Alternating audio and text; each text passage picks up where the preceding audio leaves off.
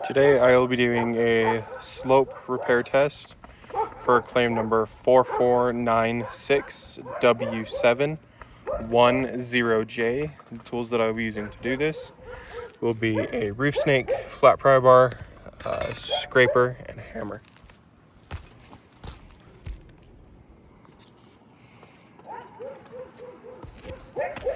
I'm going to start with the scraper. I'm going to break the tar seals, those 4 shingles.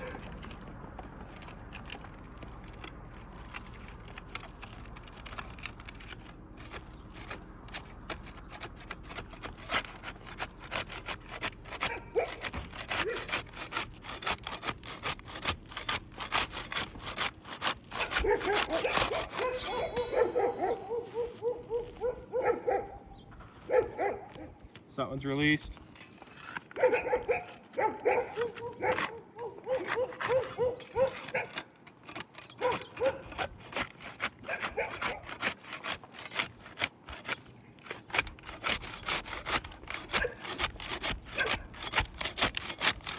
Oh, and I'm going to go ahead and stop the test right there. You can see the edge of my scraper. So all the way through this shingle.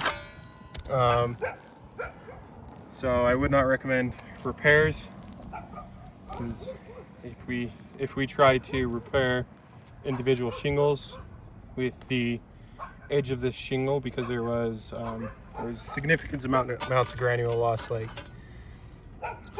you can kind of see it flaking off with my chalk. With the granule loss, as you go along to try to break the tar seals of the shingles around it, it's more than likely going to tear. So I would not recommend repairs for that reason, as well as the condition of this shingle. There is heavy fraying along all of these edges,